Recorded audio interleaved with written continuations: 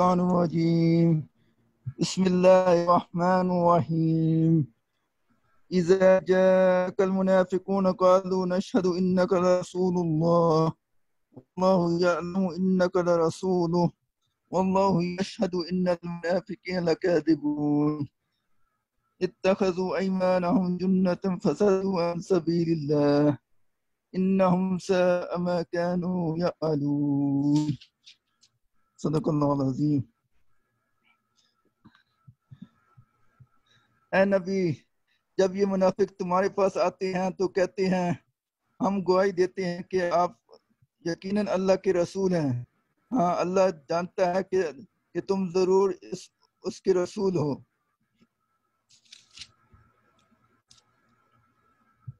مگر اللہ گواہی دیتا ہے کہ یہ منافق قطعی جھوٹے ہیں۔ انہوں نے اپنی قسموں کو ڈھال بنا رکھا ہے، اور اس طرح یہ لوگ اللہ کے راستے سے خود روکتے ہیں اور دنیا کو روکتے ہیں۔ کیسی بری حرکتیں ہیں جو یہ لوگ کر رہے ہیں۔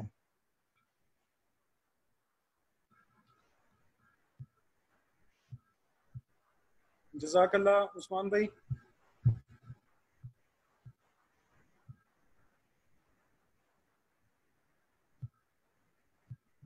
گزشتہ پروگرامات میں ہم نے سورہ صف اور سورہ جمعہ کا مطالعہ کیا تھا، اور اس میں ہم نے دیکھا تھا کہ ایمان والوں کا طرز عمل کیا ہونا چاہیے، اور جو اصل حقیقی مومن ہیں وہ کیا طرز عمل اختیار کرتے ہیں۔ یہ سب باتیں آئی تھیں۔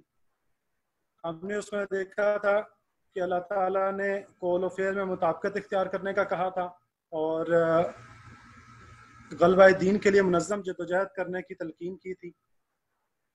اللہ اور رسول پر ایمان لانے کے ساتھ ساتھ تقوی اختیار کرنے اور مال اور جان سے اللہ کی راہ میں جدوجہد کرنے کو بہترین تجارت قرار دیا تھا، اور اسی کام کو اللہ تعالیٰ نے فرمایا تھا کہ یہ میرا مددگار بننا ہے۔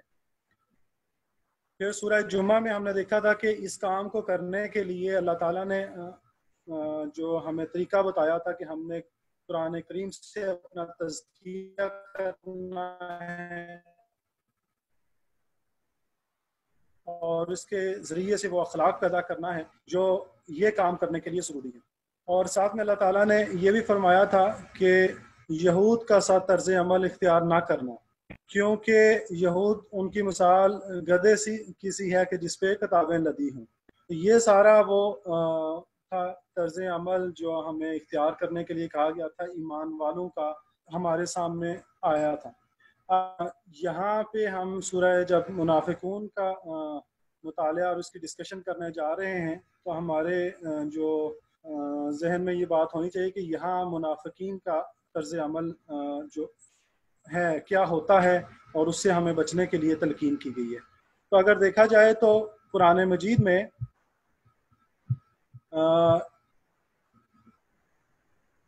کو ایک مرض قرار دیا ہے۔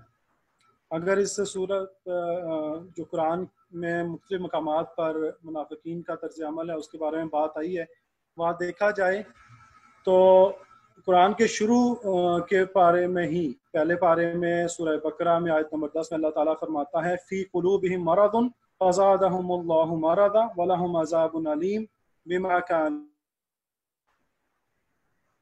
ان کے دلوں میں ایک بیماری ہے جسے اللہ نے اور زیادہ بڑھا دیا، اور جو جھوٹ وہ بولتے ہیں اس کی پاداش میں ان کے لیے دردناک سزا ہے۔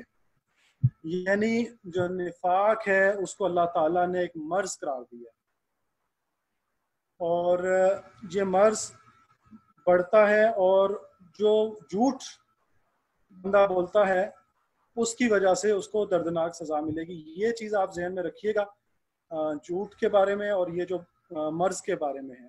اب اگر ہم یہ بات ہمارے سامنے آ گئی ہے کہ یہ ایک مرض ہے، تو مرض کے حوالے سے آپ کو پتہ ہے کہ جب کوئی مرض ہوتا ہے تو اس کی تشخیص کی جاتی ہے، اس کے اسباب ہوتے ہیں، اس کی کوئی علامات ہوتی ہیں، اس سے بچنے کے کوئی طریقے ہوتے ہیں۔ یہ ساری بات اگر مرض کے حوالے سے اگر ہم اپنے ذہن میں رکھیں تو اس پوری صورت میں اس مرض کے حوالے سے اس کی تشخیص، اس کی علامات، جو سب کچھ ہے اور اس سے کیسے بچ سکتے ہیں، یہ ساری باتیں ان 11 آیات میں اللہ تعالیٰ نے جامع انداز میں ہمارے سامنے رکھ دی ہیں۔ قرآن میں بے شمار مقامات ہیں جہاں پر منافقین کا ذکر ہے، لیکن اختصار کے ساتھ اگر کہا جائے تو ان 11 آیات میں۔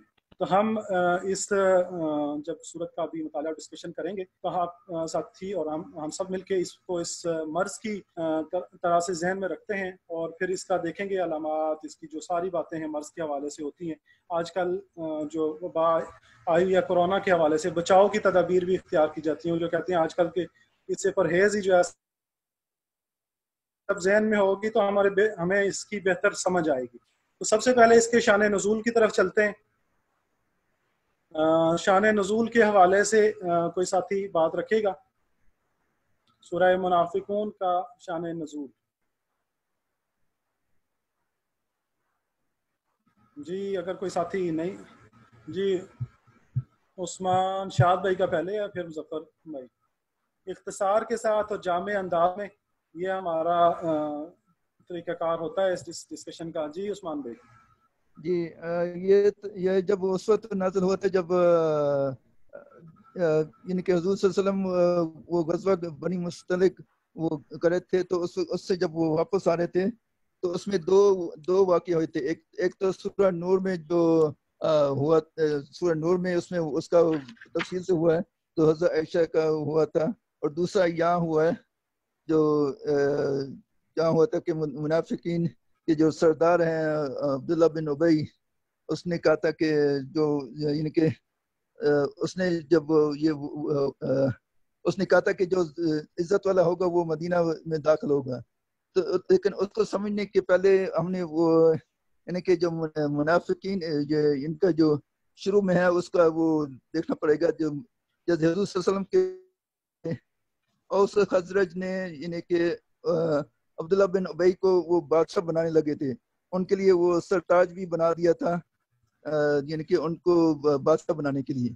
لیکن جب اوس خزرج مکہ گئے تھے، ادھر انہوں نے حضور صلی اللہ علیہ وسلم کے آگے بیع لیا تھا، تو انہوں نے یعنی کہ یہ طے کر لیا تھا کہ اب جب حضور صلی اللہ علیہ وسلم آئیں گے تو پھر وہ مدینہ کے ان کو یعنی کہ ان کو لیڈرشپ دی گئی تھی حضور صلی اللہ علیہ وسلم کو۔ تو اس پر جو عبداللہ بن ابی ہے وہ کافی یعنی کہ اس کے یعنی کہ وہ ظاہری طور پر تو وہ ایمان لے آیا تھا، لیکن وہ اندر اس کے اندر وہ ایک بغض تھا کہ میں یعنی کہ میں بادشاہ بننے لگا تھا لیکن مجھے یہ عہدہ ملا نہیں۔ وہ جب حضور صلی اللہ علیہ وسلم ہر جمعہ پر وہ جب حضور صلی اللہ علیہ وسلم لگے تھے تو وہ یعنی کہ خطبہ دینے سے پہلے وہ تنزن وہ کوئی کلمہ کہتا تھا حضور صلی اللہ علیہ وسلم، تو اس کے حوالے سے۔ تو اس کے بعد پھر جب جیسے بدر میں آیا تو بدر میں بھی اس نے یعنی کہ کچھ ساتھیوں کے وہ واپس چلا گیا، اور احد کے مقام پر بھی جب صحابہ جا رہے تھے 1000 لشکر لے کر، اس نے یعنی کہ 300 اپنے ساتھیوں کو واپس لے کر اس پر یعنی کہ اس نازک موڑ پر 300 ساتھی لے کر وہ واپس چلے گیا، تو اس پر بھی اس نے کافی یعنی کہ اپنی منافقت دکھائی تھی۔ اور اس کے بعد پھر جو ہوا تھا غزوہ بنی نذیر، اس پر بھی جیسے ہم نے سورہ حشر میں وہ پڑھا تھا کہ انہوں نے یعنی کہ منافقین نے بنی نذیر کو کہا تھا کہ ہم تو آپ کے ساتھ ہیں، لیکن اللہ تعالیٰ نے اس پر بھی اس وقت بھی منافقین کا یہ کہ اس وقت بھی اللہ تعالیٰ نے گواہی دی تھی کہ یہ منافقین ہرگز یہ ان کے ساتھ نہیں لڑیں گے۔ تو یہ اس کے حوالے سے یہ اس کے تھوڑا سا بہت پس منظر ہے۔ جی جزاک اللہ۔ مظفر بیگ بھائی کا بھی ہینڈ ریز ہوا تھا، اگر بات رکھنا چاہیں تو آپ انمیوٹ ہیں، انمیوٹ کر لیں۔ جی وہ اصل میں بیان کر دیا عثمان شاہ صاحب نے، وہی میں بیان کرنے کہہ رہا تھا، بس اچھی بات ہے جزاک اللہ. جی عثمانی بھائی آپ کا بھی ہینڈ ریز تھا, تھوڑا سا یہ آپ ان میوٹ ہیں, ابھی لاؤڈ بولیے گا تاکہ آپ کی آواز کلیئر آئے. جی تقریباً باتیں سامنے آ چکی ہیں.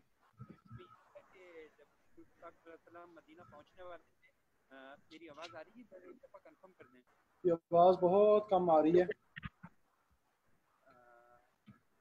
چلیں ٹھیک ہے, تقریباً ساری باتیں آ چکی ہیں.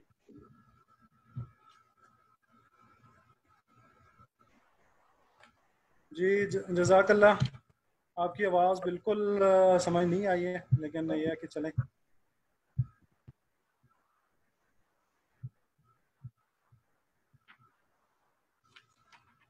جی اس سے پہلے کہ آگے بڑھیں, کوئی اگر چیز رہ گئی ہو تو کوئی ساتھی اگر اس میں مزید اضافہ کرنا چاہے شان نزول کے بارے میں. شان نزول اس کا 6 ہجری ہے. جی ارشد بھائی.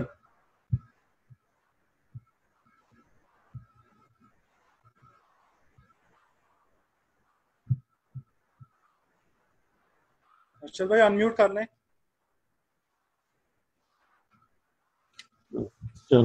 ہو گیا ابھی آواز آ رہی ہے؟ جی آ رہی ہے. جی اس کا شان نزول کا مین جو ریزن بنا, وہ باقی باتیں تو پہلے بیان ہو گئی ہیں, شاہد بھائی نے بیان کی ہیں. ایک غزوہ بنی مستلق کے بعد جب کہ ابھی قافلہ وہاں سے واپس نہیں آیا تھا, ادھر ہی ایک کنواں تھا, کنویں کے پاس ان کا پڑاؤ پڑا ہوا تھا. وہاں ایک انصاری صحابی اور ایک جو اپنے مکہ کے جو مہاجر تھے, مہاجرین میں سے ایک صحابی, تو وہاں پہ جب جھگڑا ہوا تو جو صحابی, ایک تو حضرت عمر فاروق رضی اللہ تعالیٰ عنہ کا غلام تھا, دوسرا ایک انصاری صحابی تھا. تو جو حضرت عمر فاروق رضی اللہ تعالیٰ عنہ کے جو آزاد کردہ غلام تھے, تو انہوں نے اس کو لات مار دی, اور لات مارنے کی وجہ سے جو مدینہ کے جو انصار ہیں وہ لات مارنے کو بڑا برا سمجھتے تھے. تو بہرحال ان کا یہ جھگڑا ہو گیا. تو جو پہلے دونوں صحابیوں نے اپنے اپنے جو انصار کا جو آدمی تھا, اس نے اپنے انصار کو یہ کہہ کے بلایا کہ اے انصار کے لوگوں میری مدد کرو, مجھے یہ مہاجر نے مارا ہے. اسی طرح پھر وہ مہاجر نے بھی آواز دے کے کہا کہ جی میری مدد کرو, یہ انصار والے مجھے مارنے لگے ہیں. تو اس سے پہلے کہ وہ جھگڑا, لوگ آپس میں جھگڑا شروع کر دیتے, رسول پاک صلی اللہ علیہ وسلم وہاں پہ آ گئے. انہوں نے آ کے ان کو جو ہے نا کہا کہ یہ کیا جاہلیت والی باتیں آپ لوگ کر رہے ہیں. تو آگے پوری کچھ تفصیل جو ہے عثمان شاہد بھائی نے رکھ دی ہے. تو یہ میں کچھ پس منظر بیان کرنا چاہ رہا تھا.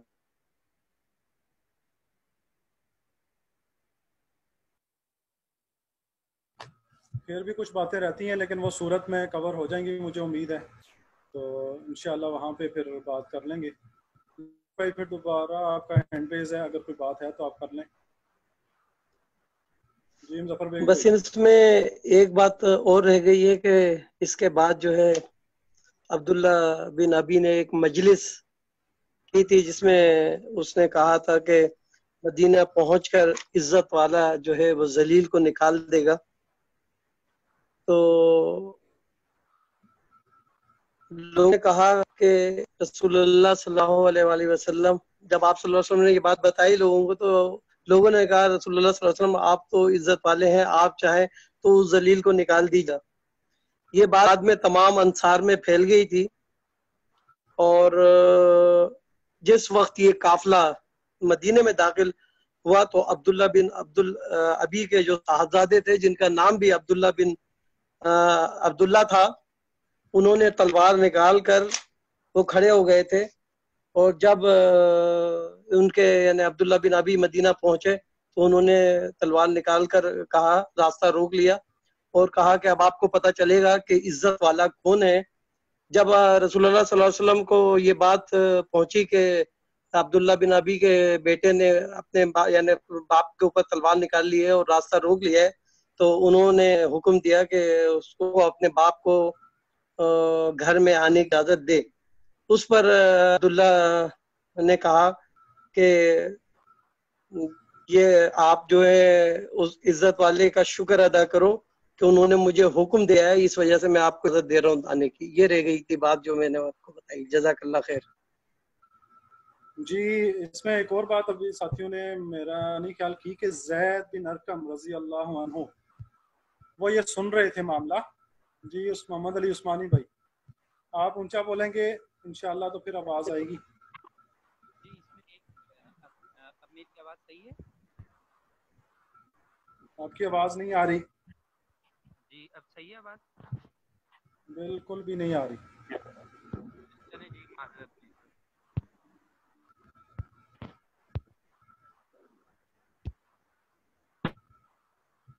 جی صحیح. اچھا اب ہم ڈسکشن کا آغاز کرتے ہیں پہلی آیت سے. اس کا ترجمہ کچھ اس طرح ہے: اے نبی جب یہ منافق تمہارے پاس آتے ہیں تو کہتے ہیں ہم گواہی دیتے ہیں کہ آپ یقیناً اللہ کے رسول ہیں. ہاں اللہ جانتا ہے کہ تم ضرور اس کے رسول ہو, مگر اللہ گواہی دیتا ہے کہ یہ منافق قطعی جھوٹے ہیں. جی یہاں پہ ڈسکشن شروع کرتے ہیں, اور سب سے پہلے جو ٹاپک ہے اس آیت میں جو باتیں آئی ہیں وہ ابھی آپ کے ذہن میں وہ آپ رکھیں گے. ہینڈ ریز کا جب آپ کے آپشن آپ ہینڈ ریز کریں گے. نفاق کے حوالے سے جو قرآن میں بنیادی تعریف ہے وہ یہ ہے کہ یہ لوگ کہتے ہیں کہ ہم ایمان لائے لیکن حقیقت میں وہ مومن نہیں ہیں. یہ بنیادی تعریف ہے جو کہ منافق کی قرآن میں دوسرے مقامات پر آئی ہے. یہ سورہ بقرہ کی آیت نمبر میرے خیال میں 8 ہے جس میں یہ بات کہی گئی ہے. تو یہ بنیادی تعریف ہے جو منافق کے حوالے سے. اب آپ ساتھیوں کے ذہن میں منافق یا نفاق اس کا کیا ذہن میں آتا ہے جب یہ لفظ آتا ہے؟ تو یہاں پہ جو بات کی گئی ہے اس کے حوالے سے بھی بات کر دیں اور ساتھ میں اس چیز کو بھی ایڈ کر لیں کہ کیا چیز اس آیت میں کہی گئی ہے. جی لگتا ہے ساتھی آج مطالعہ کر کے نہیں آئے. کوئی ہینڈ ریز کا نہیں آ رہا آپشن, اور عثمانی بھائی کی آواز بالکل نہیں آ رہی. ان کی طرف سے ہینڈ ریز آ رہا ہے اور باقی ساتھی بالکل خاموش ہیں. جی ارشد بھائی.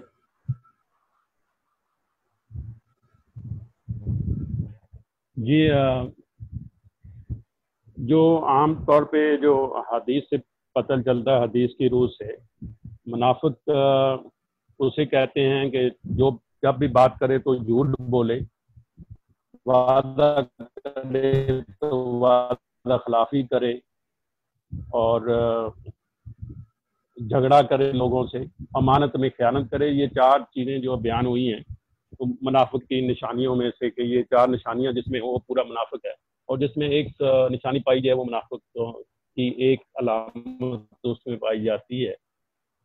تو منافق بیسکلی جو ہے وہ جو یہاں پہ جس چیز کا ذکر ہوا ہے وہ یہ ہے کہ وہ بظاہر کیونکہ مسلمانوں کا زور وہاں پہ ہو گیا تھا, تو جو جیسے کہ عبداللہ بن ابی کا ذکر آتا ہے, اس نے دیکھا کہ سارے مدینے والے جو ہیں نا مسلمان ہو گئے. اس نے اسی میں آپ یہ سمجھی کہ میں بھی اپنا مسلمان ہونے, بظاہر تو وہ مسلمان ہونے کا اعلان کر دے لیکن دل سے اس نے میں فتنہ فساد ڈالنے کی کوشش کی. تو جب وہ لوگ جو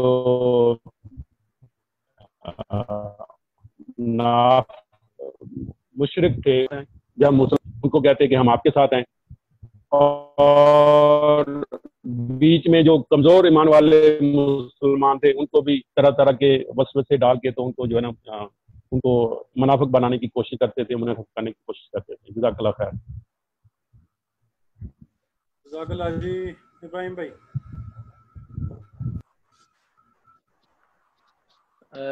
عام طور پہ جو مطلب ہمارے عام فہم ہے منافق کی, وہ آپ نے بات رکھی ہے, ارشد بھائی نے بھی بات رکھی ہے. اس کے حوالے سے میں ایک یہاں پہ جو دوسری بات آئی ہے وہ یہ ہے کہ جو بھی بات آپ کریں، جس چیز کی متعلق آپ شہادت دیں، تو دو چیزیں جو ہیں وہ آپ کے پیش نظر ہونی چاہیے. ایک یہ کہ جس بات کا آپ زبان سے اقرار کر رہے ہیں وہ سچی ہو اور اس کے مطابق ہی آپ کا عقیدہ ہو. اگر ہم اس کو اپنا کیا کہہ سکتے ہیں کرائیٹیریا رکھیں تو پھر تو بہت سارے معاملات میں سمیت میرے بہت سے ایسے لوگ ہوں گے جو کہ ڈنڈی مارتے ہیں، اور ہمیں پھر اپنے ایمان کی سلامتی کے لیے دعا کرنی چاہیے. مثال کے طور پہ ہم مسجد میں نماز پڑھتے ہیں، ہم زبان سے اقرار کر رہے ہوتے ہیں کہ الحمدللہ رب العالمین، لیکن ہمارا عمل تو اس کے مطابق نہیں ہوتا. ٹھیک ہے جی. اور اگر جو زبان سے ہم کہہ رہے ہیں ہمارے اندر تو شاید اس طرح پختہ عقیدہ موجود ہی نہیں ہے.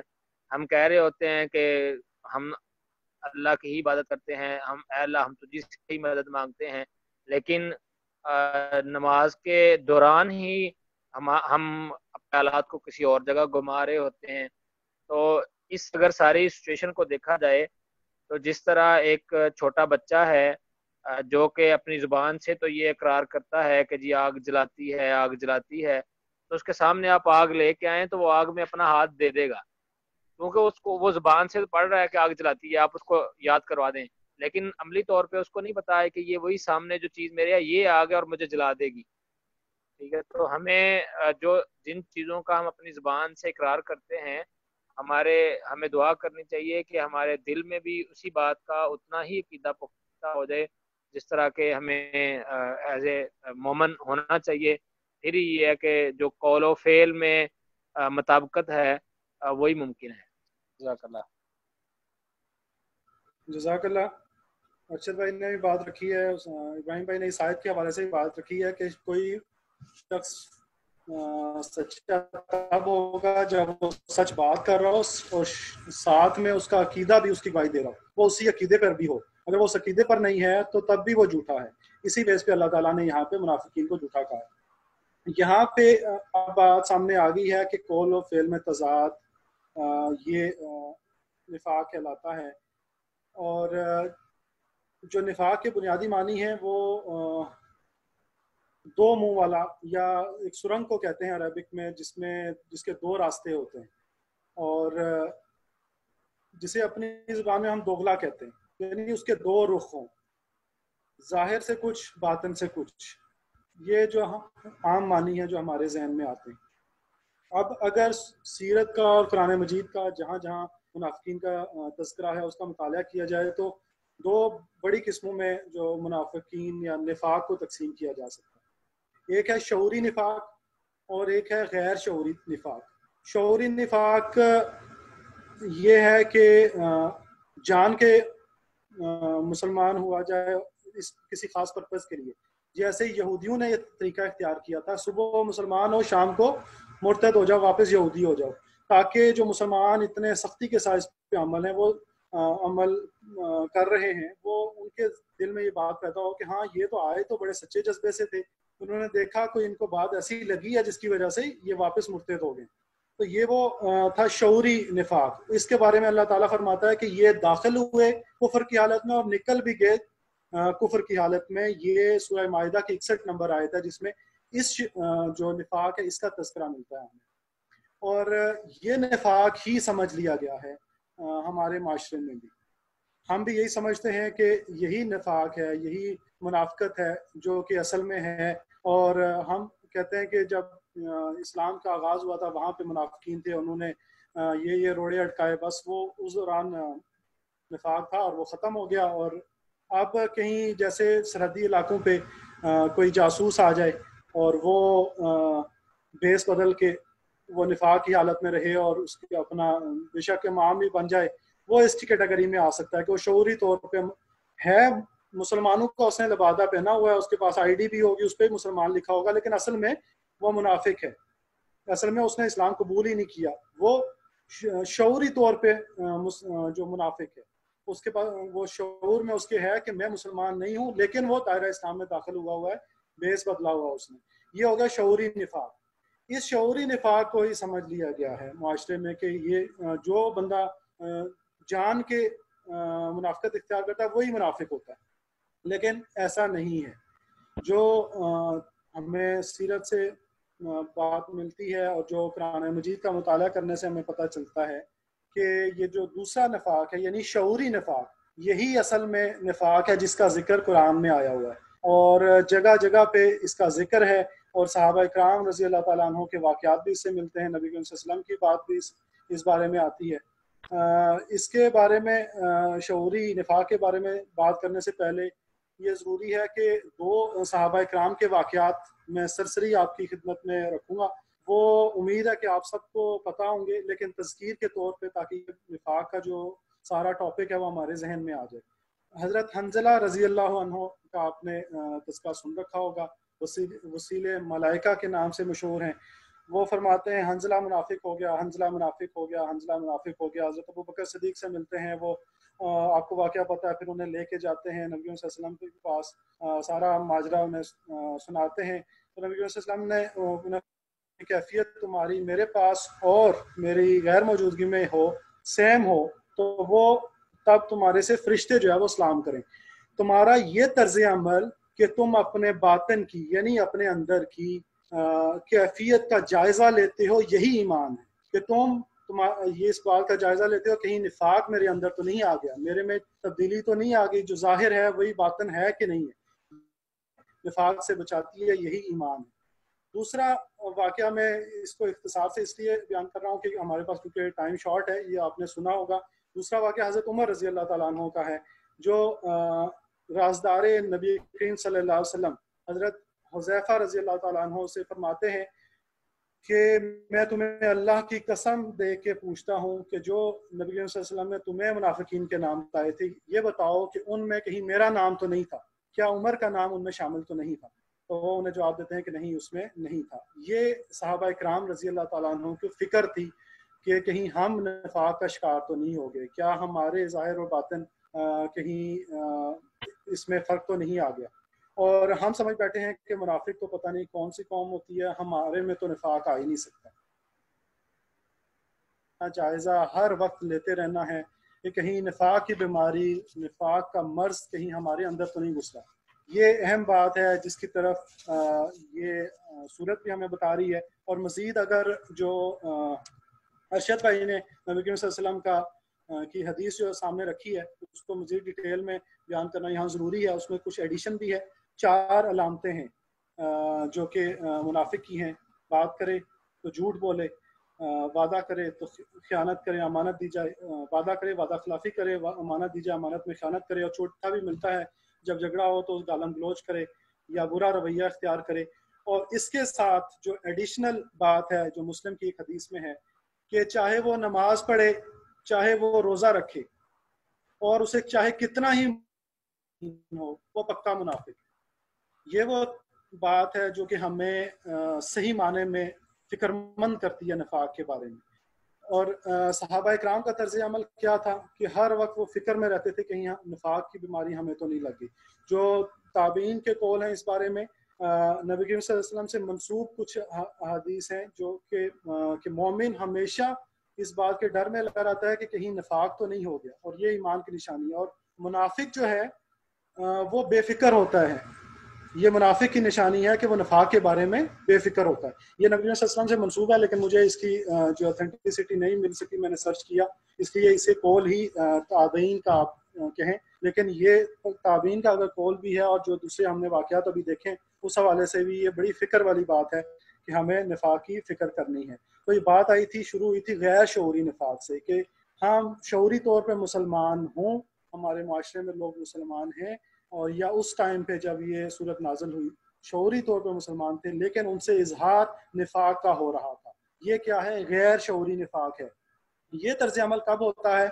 जब मुतालबा किया जाता है कुर्बानी का, कश्मकश होती है, जब पूरा जो गलबा दीन का कॉन्सेप्ट है जो हमने पिछली सूरतों में पढ़ा, दीन के गलबे के लिए जो तजहद करनी है उसके लिए अल्लाह कहता है माल और जान से जिहाद करो। जब वो कुर्बानी मांगी जाती है उस वक्त आके तो पता चलता है कि कौन किसका जो ज़ौफ़ है اور کس کا جو ہے سچا ایمان ہے.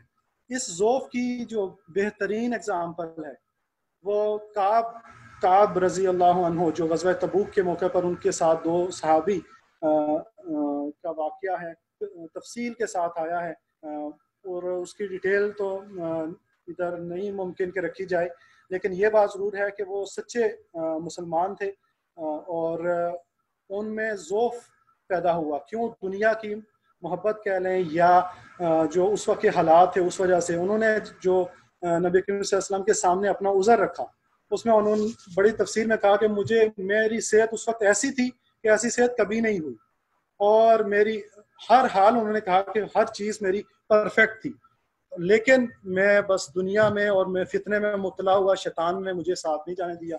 تو یہ جو طرز عمل ہے یہاں تک کہ صحابہ اکرام رضی اللہ تعالیٰ عنہم بھی دنیا کے فتنے میں یا دنیا کے جو حالات ہیں ان کا شکار.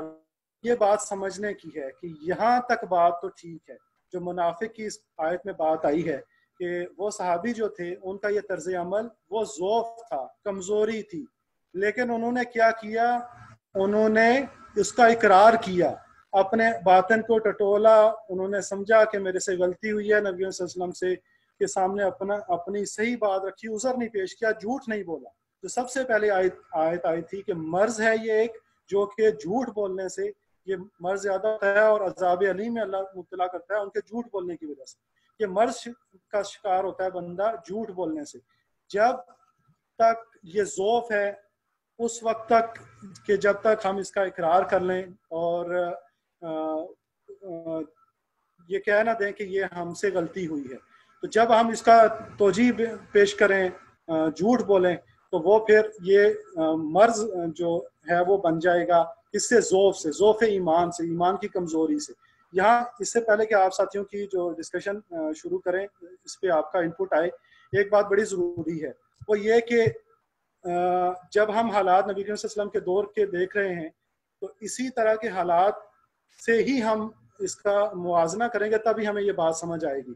غلبہ دین کی جدوجہد ہو رہی ہے وہاں پر، اور مالی اور جانی قربانی کا معاملہ آ رہا ہے. اور اب اس دور میں جو لوگ یہ کانسیپٹ رکھتے ہیں، وسیع نظریہ رکھتے ہیں دین کا، کہ دین ہے اللہ کے نظام کو غالب کرنے کی جدوجہد کرنا، یہ کلی دین ہے. صرف اگر کچھ ہم نے دین کے حصوں کو اگر تھاما ہوا ہے تو وہ ہمارا ایمان اس طرح کا ہے ہی نہیں ہے. تو ان پہ یہ نفاق کا جو علامات ہیں یا یہ چیزیں اپلائی نہیں ہوں گی. ہمیں جو لوگ اجتماعیت سے جڑے ہوئے ہیں اور اس دین کے غلبے کی جدوجہد کر رہے ہیں، اور ان سے جب قربانی کا اور ان سے جب اس سے تقاضا کیا جاتا ہے مال و جان خرچ کرنے کا، تو تب ذوف سے منافقت میں تبدیل ہو رہا ہے یا نہیں. اب اس دور میں ہم اس کو کیسے سمجھیں گے کہ جو کوئی بھی اجتماعیت ہے اس کا احتساب ہوگا. اجتماعیت آپ سے پوچھے گی کہ یہ آپ کے ذمہ یہ کام تھا، آپ نے کیوں نہیں کیا، تو تب یہ طرز عمل ہے کہ آپ اس کا اظہار کرتے ہیں کہ یہ کمزوری میرے سے سرزد ہوئی، میں اس وجہ سے، تو وہ آپ کا ذوف رہے گا. لیکن آپ نے اس کے بعد جھوٹ بولا تو یہ مرض سٹارٹ ہو گیا. یہاں سے مرض سٹارٹ ہوتا ہے بھی ہیں، وہ بھی آگے ہم سٹڈی کریں گے، اس صورت کا مطالعہ کریں گے، پھر یہ بڑھتا جائے گا. اور اگر ہم استغفار کریں گے، اللہ سے معافی مانگیں گے، تو یہ کم ہوگا. اس بارے میں یونس بھائی بات کرنا چاہ رہے ہیں، ان کی بات لے لیتے ہیں، پھر اس میں آگے صورت کی ڈسکشن پہ جاتے ہیں. جی یونس بھائی انمیوٹ کر لیں آپ. جی السلام علیکم. وعلیکم السلام. میں یہ صرف یہ تھوڑا سا اضافہ کرنا چاہتا، جو باتیں کافی ساری جھوٹ کے حوالے سے کافی ساری باتیں آ گئی ہیں، لیکن یہ واقعات جو ہم اس قرآن سے 1400-1500 سال پہلے تھے، اس وقت جن لوگوں نے جھوٹ بولا، جو طریقہ اختیار کیا جس کو نفاق کا نام دیا گیا، کہ 2 راستے پہ چلنے والے، اگر فائدہ اسلام میں ہو تو وہ اسلام قبول کریں گے، اگر فائدہ ظلم میں ہوگا تو وہ اس طرف چلے جائیں گے. یعنی اپنے فائدے کے لیے وہ ادھر بھی جائیں گے اور ادھر بھی جائیں گے. لیکن یہ بات ہوتی ہے، لیکن یہ صرف اسی وقت کے لیے تو نہیں ہے، طریقے سے اس دنیا کے اوپر بھی اسی طریقے سے منتظم ہوتا ہے جس سے اس وقت ہوتا تھا. اگر آج ہم کسی دوسرے ملک کی بات نہیں کرتے، اپنے ملک کی بات کرتے ہیں. ہمارے ملک کے اندر اسمبلیاں بنتی ہیں, اس کے اندر شریعت بل پیش ہوتے ہیں اور وہ پھر پیش ہی ہوتے ہیں, وہیں پڑے رہتے ہیں. جب انہیں پوچھا جاتا تو کہتے ہیں جی ہاں ہم اسلام نافذ کریں گے. جب الیکشن ہوتے ہیں تب کہتے ہیں جی ہم الیکشن کریں. بینظیر نے بھی یہ بات کہی تھی, نواز شریف نے یہ بات کہی تھی کہ ہم اسلام نافذ کریں گے, لیکن جب وہ حکومت میں آ جاتے ہیں پھر بھول جاتے ہیں, پھر انہیں یاد بھی کرواتے ہیں تو دوسرے لوگوں کو مارتے ہیں. ایسے انسان یاد رکھتا ہے. آپ کو یاد ہوگا کہ جب واجپئی آیا تھا اس کو بھی احتجاج کیا تھا, جس طریقے سے انہوں نے جماعت کے بزرگوں کو مارا تھا, وہ آدمی بھول نہیں سکتا. تو یہ وہ لوگ وہاں بھی جھوٹ بولتے ہیں, پبلک میں بھی جھوٹ بولتے ہیں, اسمبلی میں بھی جھوٹ بولتے ہیں, اور اصل میں منافق یہ ہیں. وہ جو پہلے تھے وہ تو تھے ہی, جو نبی صلی اللہ علیہ وسلم کے دور میں تھے. ان کے اندر کوئی شک والی بات نہیں ہے اس وقت رہ گئی کہ یہ لوگ منافق. ہمارے ہاں لوگ یہ کہتے ہیں کہ نہیں جن کو منافق نہ کہو. کیوں نہ کہو؟ میری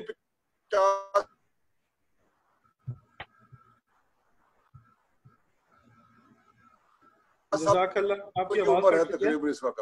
میں نے اب جی ان کا اگر انہوں نے کے لیے تو اس لیے یہ منافق ہیں جو اس وقت ہمارے اوپر حکمرانی کر رہے ہیں لوگ.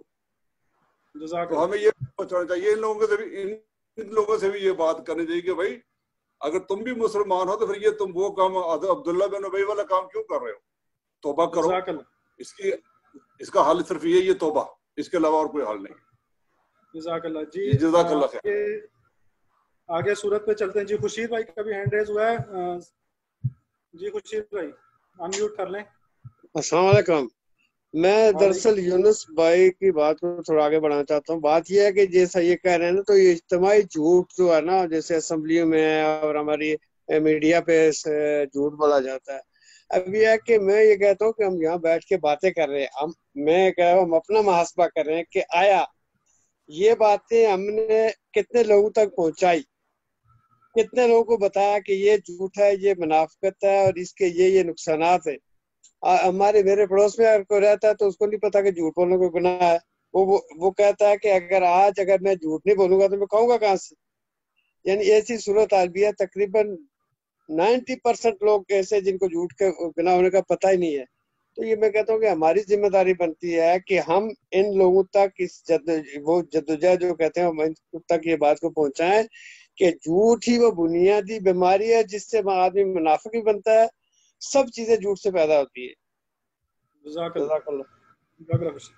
جی دوسری صورت پہ چلتے ہیں. یہ باتیں ڈیٹیل میں آئیں گی کہ آیا ہم کسی کو منافق کہہ سکتے ہیں؟ کیا نبی کریم صلی اللہ علیہ وسلم کے دور میں کسی کو منافق کہا گیا کہ عبداللہ بن ابی کا؟ یہ باتیں ڈیٹیل میں آئیں گی. ہم اس جو مطالعہ کر رہے ہیں وہ اسے اپنے اوپر نافذ کر رہے ہیں اور یہ دیکھنا چاہتے ہیں کہیں ہم میں تو نہیں ہے. ہمیں اس سے پہلے کہ دوسروں پہ ہم بلیم کریں, ہمیں اپنی آخرت بچانی ہے, اپنی آخرت میں کامیابی حاصل کرنی ہے, کسی کو بلیم کرنے کی بجائے. اللہ ہمیں اس نفاق سے بچائے. ہمیں یہ دعا کرنی ہے کیونکہ صحابہ کرام یہ دعا کیا کرتے تھے. ہمارا مسئلہ یہ ہے کہ ہم دوسروں کو منافق کہہ کے مطمئن ہو جاتے ہیں, اپنی ذات کی طرف آتے ہی نہیں ہیں. تو اس لیے ہم مطالعہ کریں اپنے آپ کو جانچنے کے لیے, اس نفاق کو سمجھنے کے لیے. دوسری آیت پہ چلتے ہیں. انہوں نے اپنی قسموں کو ڈھال بنا رکھا ہے اور اس طرح یہ اللہ کے راستے سے خود رکتے اور دنیا کو روکتے ہیں.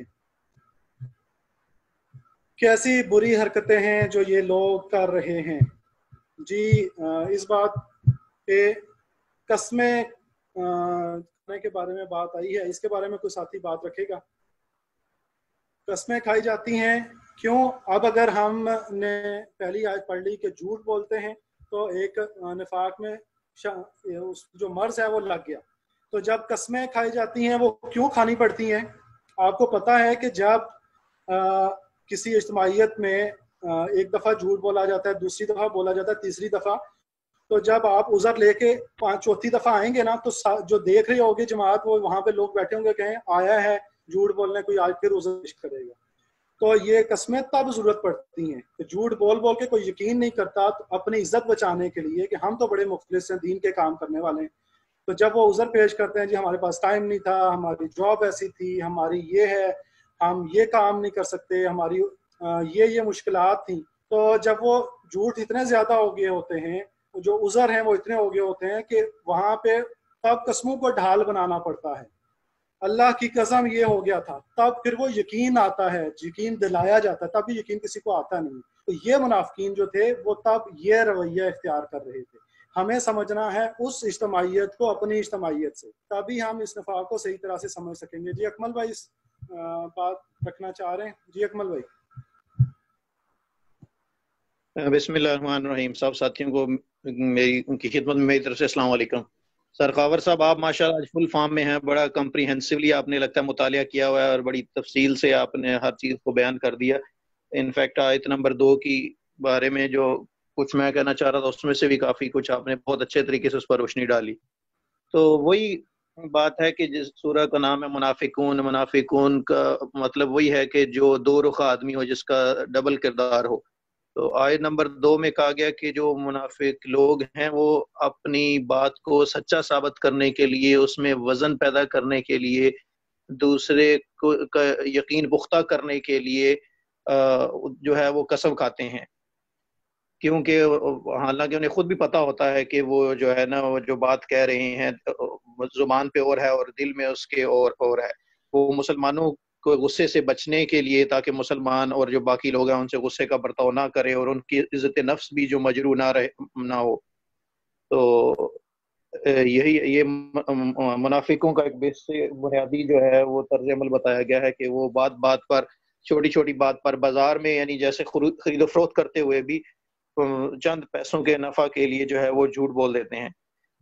اس کو اگر ہم ریلیٹ کریں تو جو شان نزول میں ہم نے واقعہ پڑھا تھا جس میں جو صحابی تھے حضرت زید بن ارقم رضی اللہ تعالیٰ عنہ، انہوں نے جو خبر جو ہے وہ سن کر حضور صلی اللہ علیہ وسلم کو دی تھی کہ عبداللہ بن ابی جو ہے وہ انصار اور مہاجرین کے درمیان جو ہے وہ پھوٹ پیدا کرنے کی کوشش کر رہا ہے۔ تو عبداللہ بن ابی کو جب پتہ چلا تو اس نے آپ صلی اللہ علیہ وسلم کے سامنے قسم کھائی کہ میں جو ہے میں تو ایسا نہیں چاہتا ہوں، میں تو آپ پر پورا بھروسہ اور یقین رکھتا ہوں اور میں سچا ہوں۔ تو یہی اس آیت میں بیان کیا۔ جزاکم اللہ خیر۔ جزاک اللہ جی۔ آیت نمبر 3 پہ چلتے ہیں۔ انہیں دیکھو تو ان کے جسے تمہیں بڑے شاندار نظر آئیں، بولیں تو تم ان کی باتیں سنتے رہ جاؤ، مگر اصل میں یہ گویا لکڑی کے کندے ہیں جو دیوار کے ساتھ چن کر رکھ دیے گئے ہیں۔ یہاں پہ ہر زور کی آواز کو یہ اپنے خلاف سمجھتے ہیں، یہ پکے دشمن ہیں، ان سے بچ کر رہو، ان کی اللہ کی مار ان پر، یہ کدھر الٹے پھرائے جا رہے ہیں۔ اس میں بہت ساری باتیں آ رہی ہیں، تو کوئی ساتھی اس پہ بات رکھنا چاہے تو وہ ہینڈ ریز کا آپشن یوز کر سکتا ہے۔ جب تک آپ لوگ پھر ہینڈ ریز یوز نہیں کرتے تو اس وقت تک جو بات آئی ہے اس میں۔ جی ابراہیم بھائی۔ ناظر صاحب میں یہ جو پچھلی آیت تھی اس کے حوالے سے تھوڑی سی رکھ دی ہے۔ یہ تو آپ نے ایک دینی حوالے سے ایک پہلو رکھا، جو ہمارے روزمرہ کے معاملات ہیں وہ چاہے کسی بھی قسم کے ہوں تو ان میں بھی ہمیں یہی معاملہ پیش آتا ہے کہ جب ہم کسی بھی بندے سے جو بھی کمٹمنٹ کرتے ہیں، ایک دفعہ 2 دفعہ جب ہم اس پہ پورا نہیں اترتے تو بعد میں پھر ہمیں اپنی اس بات کو یقین دلانے کے لیے قسمیں کھانی پڑتی ہیں۔ جو دوسرا حصہ ہے کہ اللہ کے رستے سے خود رکتے ہیں اور دنیا کو بھی روکتے ہیں، تو ہم نے جب سورہ حدید کا مطالعہ کیا تھا تو وہاں پہ بھی ہم نے یہ بات پڑھی تھی، لیکن وہاں پہ ہم نے خاص طور پہ مال کے حوالے سے پڑھی تھی کہ یہ جو جن کے دلوں کے اندر ایمان نہیں اترا، صحیح ہے، یہ لوگ جو ہیں یہ اللہ کے رستے میں خود تو خرچ نہیں کرتے، ساتھ الٹا کیا کام کرتے ہیں کہ یہ دوسروں کو بھی روکتے ہیں کہ آپ خرچ نہ کریں۔ تو یہاں پہ بھی منافقوں کی طرف یہی اشارہ کیا جا رہا ہے کہ یہ خود تو اللہ کے رستے میں کام نہیں کرتے بلکہ دوسروں کو بھی روکتے ہیں۔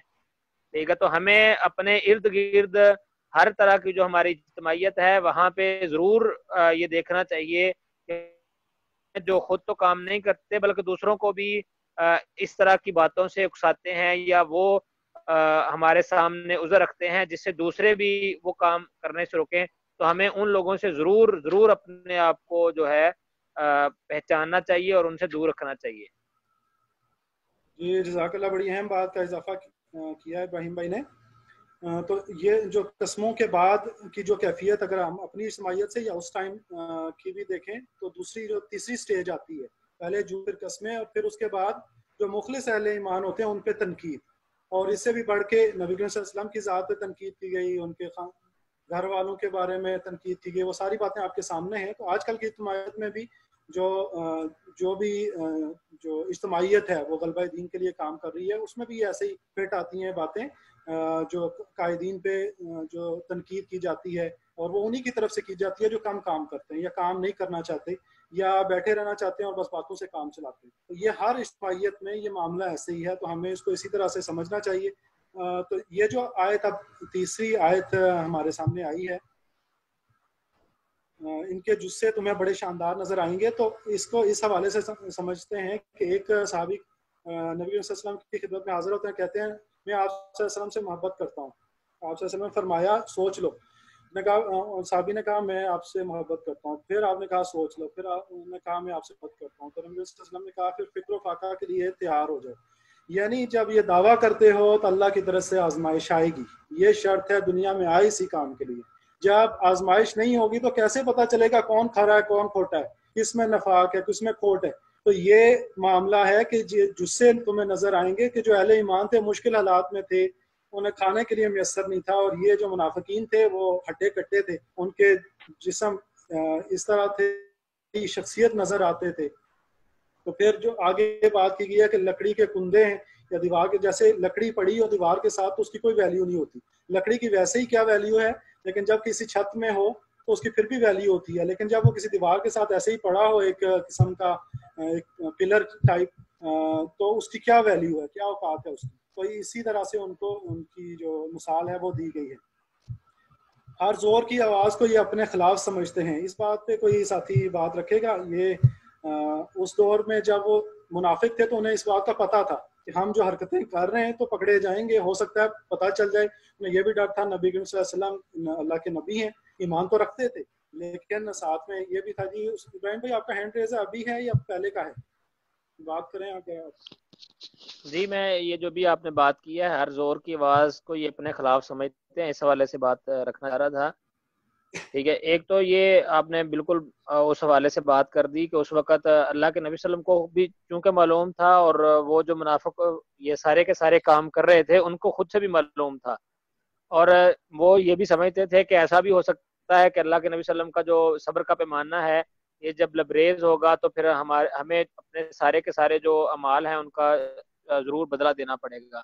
اس کے ساتھ یہ بھی ہے کہ ہم جب بھی کوئی بھی برا کام کرتے ہیں، جو کوئی بھی ایسا کام جس کی کسی نہ کسی طرح ہمارے ضمیر کے اندر ایک جنجلاہٹ پیدا ہوتی ہے، ہمیں اندر سے محسوس ہو رہا ہوتا ہے کہ یہ غلط کام ہے، تو ہمیں اس کا خدشہ لگا رہتا ہے کہ ایسا نہ ہو کہ کوئی مجھے دیکھ لے. ایون آپ دنیا داری کے معاملات میں بھی 2 نمبر کام کریں، چوری کریں، کسی سے رشوت لیں، کوئی بھی کام کریں تو آپ کو ضرور خوف رہتا ہے آپ کے اندر کہ یار یہ جو بات ہے کسی کو پتہ نہ چل جائے. لیکن جب آپ اندر سے مضبوط ہوتے ہیں، آپ کو اپنے ایمانی جذبے پہ یقین ہوتا ہے، آپ صحیح کام کر رہے ہوتے ہیں، تو پھر آپ کو اندر سے خوف نہیں ہوتا، بلکہ آپ اندر سے مضبوط ہوتے ہیں اور پھر آپ کو کسی بات کا کوئی خوف نہیں ہوتا. جزاک اللہ، یہ بڑی اہم بات ہے. کوئی اور ساتھی بات نہیں کہا. جی آگے چلتے ہیں آیت نمبر 4 پہ. اور جب ان سے کہا جاتا کہ آؤ تاکہ اللہ کے رسول تمہارے لیے مغفرت کریں کی دعا کرے تو سر جھٹکتے ہیں، اور تم دیکھتے ہو کہ وہ بڑے گھمنڈ کے ساتھ آنے سے رکتے ہیں. یہ آگے اس میں بھی پچھلی آیت میں بھی کچھ باتیں تھی، بچ کر رہو کہ بچنے کا اس لیے کہا گیا کہ ظاہر ہے وہ نقصان پہنچائیں گے، آپ کو پہنچا سکتے ہیں، ان سے بچ کے اس لیے رہنا ہے. اور ان پر یہ کدھر الٹے پھرائے جا رہے ہیں، یعنی کہ وہ آئے نبی کریم صلی اللہ علیہ وسلم پہ تھے، ایمان لے کے آئے تھے، اور اب یہ کدھر جا رہے ہیں. یہ کیفیت دیکھیں کہ نبی کریم صلی اللہ علیہ وسلم دنیا کی جو کیسی شخصیت ہیں کہ رحمت للعالمین ہیں، ان کی طرف گئے اور واپس پھرائے جا رہے ہیں، ان سے دور جا رہے ہیں. تو اس بات کی طرف یہاں اشارہ ہے. اس آیت میں جو گھمنڈ کے ساتھ آنے سے رکتے ہیں کے بارے میں جو بات آئی ہے وہ آگے پورا واقعہ اور شروع میں شان نزول میں بھی آیا ہے، اس کو ہم اکٹھا دیکھ لیں گے. اگلی آیت ہے آیت نمبر 6. اے نبی تم چاہے ان کے لیے مغفرت کی دعا کرو یا نہ کرو، ان کے لیے یکساں ہیں، اللہ ہرگز انہیں معاف نہ کرے گا، اللہ فاسق لوگوں کو ہرگز ہدایت نہیں دیتا. اس آیت کے متعلق جو بات ہے جو اس کے بعد سورۃ نازل ہوئی، سورہ توبہ، اور اس میں قطعی طور پر منافقین کے لیے مغفرت کی دعا کرنے سے نبی صلی اللہ علیہ وسلم کو منع فرما دیا گیا. تو اس میں قطعیت کے ساتھ ہے، یہاں پہ صرف اس کا بارے میں ہے کہ اللہ ہرگز ان کو معاف نہیں کرے گا، آپ بے شک ان کے لیے دعا کرتے رہیں. تو اس میں سورہ توبہ میں پھر منع کر دیا گیا کہ نہ تو ان کی مغفرت کی دعا ہوتی ہے، نہ ان کے لیے جنازہ پڑھا جا سکتا ہے. وہ ساری بات سورہ توبہ میں آئی ہے، آپ ساتھیوں کو اس بارے میں علم ہے. اگلی آیت پہ چلتے ہیں، اگر کسی کا اس بارے میں کوئی بات آپ نہیں رکھنا چاہ رہے. یہ وہی لوگ ہیں جو کہتے ہیں کہ رسول کے ساتھیوں پر خرچ کرنا بند کر دو تاکہ منتشر ہو جائیں، حالانکہ زمین اور آسمانوں کے خزانوں کا مالک اللہ ہی ہے. مگر یہ منافق سمجھتے نہیں ہیں، یہ کہتے ہیں کہ ہم مدینہ واپس پہنچ جائیں تو جو عزت والا ہے وہ ذلیل کو وہاں سے نکال باہر کرے گا. جی یہ وہ مین پوائنٹ ہے جس پہ بات شروع ہوئی تھی، شان نزول میں بات آئی تھی اور ہمارے سامنے بات آئی تھی، اور اسی پہ ہی جی ابراہیم بھائی آپ بات رکھیں. نام صاحب، یہ جو پچھلی آیت ہے اس کا حوالہ آپ نے سورۃ توبہ کے حوالے سے بھی دے دیا. میں بس ایک خاص ایشو کی طرف توجہ دلانا چاہتا ہوں.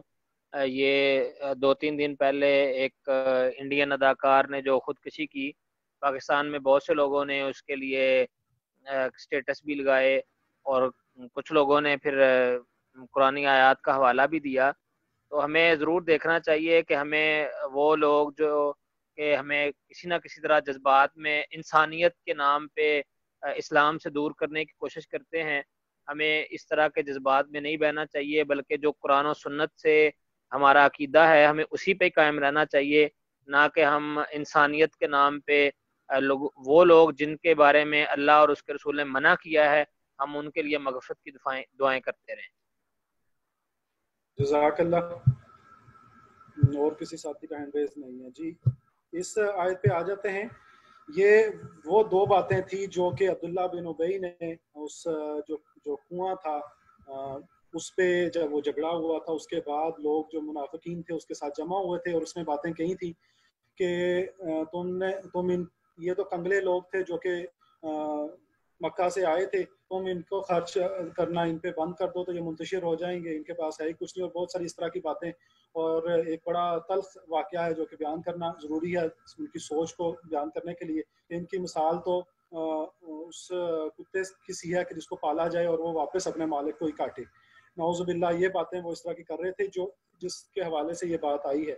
اور پھر اس کے بعد جو عبداللہ بن ابی نے بات کی تھی کہ عزت والا ذلیل کو باہر کر دے گا، تو زید بن ارقم رضی اللہ عنہ سن رہے تھے اور وہ لڑکے تھے، کم عمر تھے. انہوں نے اپنے چچا سے ذکر کیا، چچا نے جا کے نبی کریم صلی اللہ علیہ وسلم سے واقعہ بیان کیا، تو نبی کریم صلی اللہ علیہ وسلم نے عبداللہ بن ابی سے پوچھا تو اس نے قسم اٹھا لی اور کہا کہ میں نے ایسا نہیں کہا. تو جو خزرج کے اور بڑے بڑے سردار تھے انہوں نے کہا کہ آپ یہ ایک رئیس ہے، ایک سردار ہے، اس کے مقابلے میں ایک لڑکے کی بات سن رہے ہیں. تو نبی کریم صلی اللہ علیہ وسلم کو تو اپنے صحابہ کا پتہ تھا لیکن وہ اس بات پہ چپ ہو گئے. یہ نبی کریم صلی اللہ علیہ وسلم کی شخصیت تھی.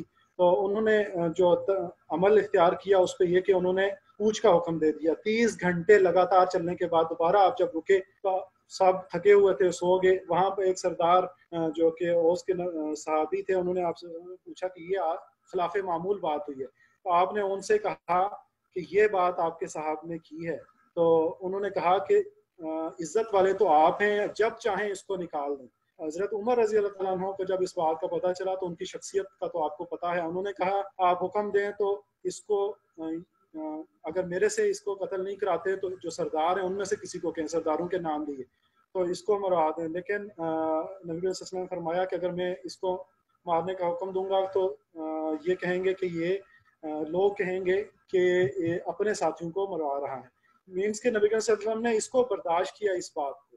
پھر کیا ہوا کہ جب یہ صحابہ میں بات یہ پھیل گئی تو تب اگر کوئی ساتھی بات رکھنا چاہے، یہ بات شروع میں ارشد بھائی نے رکھی بھی تھی لیکن یہ اب اس کا محل اب ہے، اس کے بات کرنا زیادہ سمجھ بھی آئے گا کہ جو عبداللہ بن عبداللہ جو عبداللہ بن ابی کے بیٹے تھے اور صحابی تھے، انہوں نے کہا کہ مدینہ کی سرحد پر اسے روک لیا اور اسے کہا کہ تم ذلیل ہو اور تمہیں میں مدینہ میں انٹر نہیں ہونے دوں گا. یہ وہ طرز عمل تھا جو کہ صحابہ کرام رضی اللہ عنہم کا تھا کہ اپنا باپ ہے لیکن انہوں نے اس بات کی پرواہ نہیں کی، نبی صلی اللہ علیہ وسلم کی عزت کی انہوں نے پرواہ کی. اور یہی وہ مطلوب ہے مومنین سے، یہ بات کہ اللہ کے رسول اور اس کے لیے جہاد کرنا، اس چیز کو محبت رکھنا. کس چیز سے؟ دنیا سے. یہ دوسرے مقامات پر بات آئی ہے اور وہ دنیا کے حوالے سے مال اور اولاد کہا گیا ہے. لیکن اگر اس کی ڈیٹیل میں جائیں تو اولاد میں کی ڈیٹیل دوسرے مقامات پر آئی ہے. باپ، بیٹا، بھائی، بیوی اور رشتہ دار، یہ 5 چیزیں آئی ہیں. اور دنیا کے بارے میں آیا ہے مال جو کیش کی صورت میں ہو، اور تجارت، نوکری بڑی مشکل سے حاصل کی گئی ہو، جو بڑی پڑھائی کے بعد اور بڑے ایکسپیرینس کے بعد حاصل کی گئی ہو، اور وہ جائیداد جو کوٹھی بنگلہ کی صورت میں ہے. اگر یہ چیزیں زیادہ محبوب ہیں، اللہ کی محبت، اللہ کے رسول کی محبت اور اللہ کے کی راہ میں جہاد کرنے سے، جہاد کا پورا کانسیپٹ سورہ صف میں پڑھ چکے ہیں، مال سے اور جان سے جہاد، اور کس طرح منظم طریقے سے جہاد کی بات پوری آئی تھی. اگر وہ اس میں محبت کم ہے دنیا کی محبت سے، تو پھر یہ نفاق کی طرف لے کے جا رہا ہے. اور یہی مطلوب ہے کہ اللہ کی محبت، رسول کی محبت اور اللہ کی راہ میں کام کرنے کی جو لگن ہے وہ سب سے زیادہ ہونی چاہیے، تبھی ہم اس نفاق سے بچ سکتے ہیں. اور یہی مطلوب بھی ہے ان سارے واقعات سے. آگے جو پرہیز ہے، میں نے شروع میں مرض کی بات کی تھی کہ نفاق جو ہے وہ ایک مرض ہے. اب جو اگلی 3 آیات ہیں ان میں بتایا جا رہا ہے کہ کیسے ہم اس مرض سے بچ سکتے ہیں.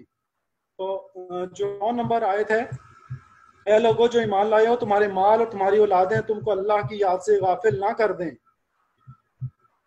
جو لوگ ایسا کریں وہی خسارے میں رہنے والے ہیں. جو رزق ہم نے تمہیں دیا ہے اس میں سے خرچ کرو قبل اس کے کہ تم میں سے کسی کی موت کا وقت آ جائے، اور اس وقت وہ کہے کہ اے میرے رب، کہو کیوں نہ تم نے مجھے تھوڑی سی مہلت اور دے دی، میں صدقہ دیتا اور صالح لوگوں میں شامل ہو جاتا.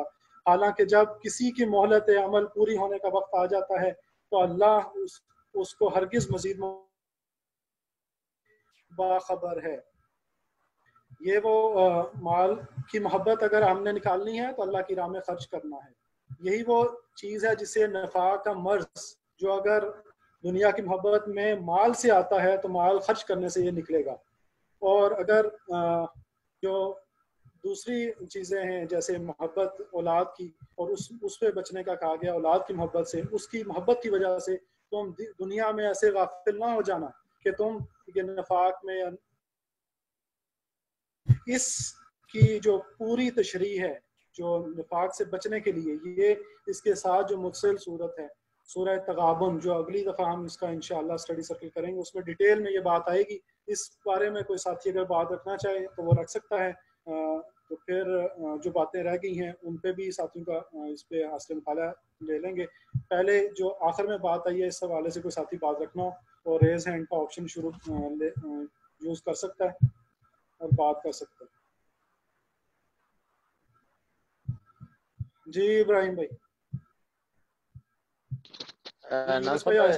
یونس بھائی بھی آپ سے پہلے بھی انہوں نے اجازت لینے کی کوشش کی تھی. تو یہ نا سر، یہاں پہ مال اور اولاد کا ذکر آیا ہے، اور قرآن مجید میں اور بھی کئی مقامات پہ مال اور اولاد کا ذکر آیا ہے.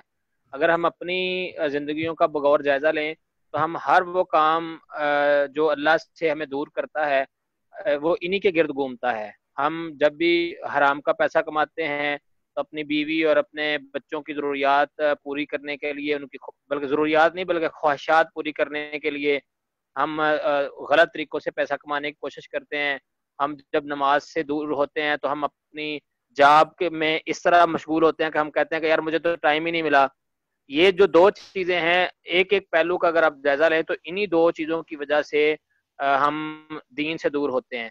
اور ایک چیز یہاں پہ آئی ہے وَأَنفِقُوا مِمَّا رَزَقْنَاهُمْ، اور جو ہم نے دیا ہے اس میں سے خرچ کرو.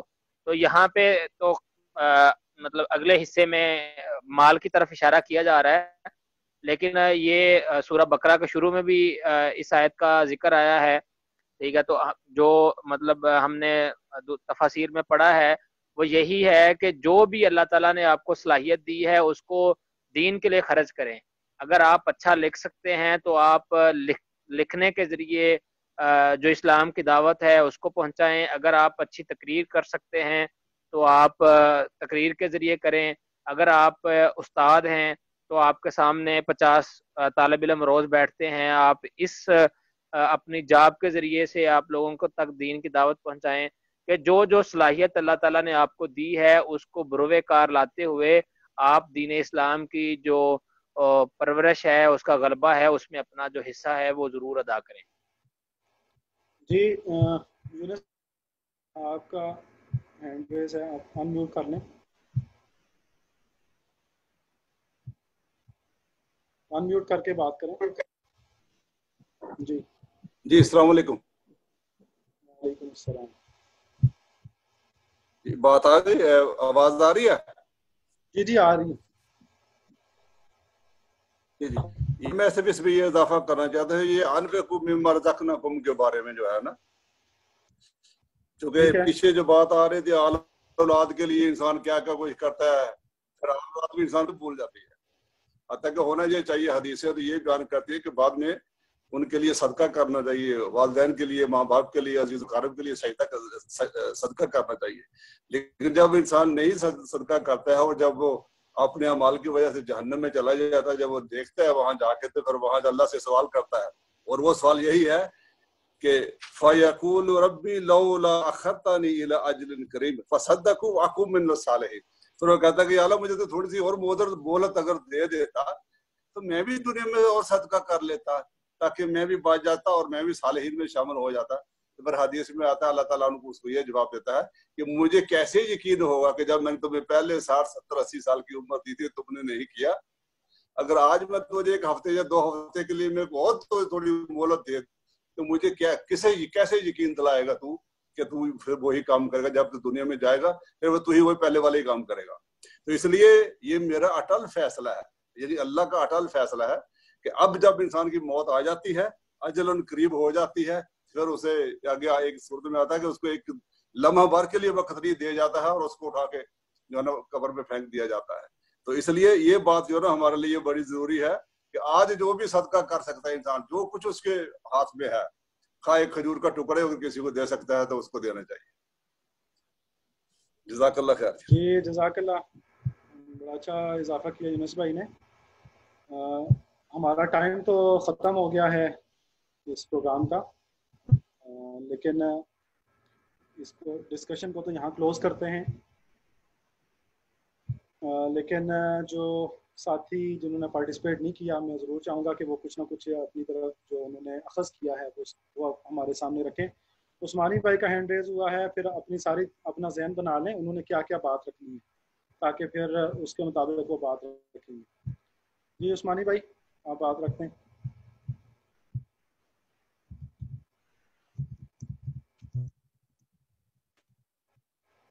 عثمانی بھائی آپ ان میوٹ کر لیں.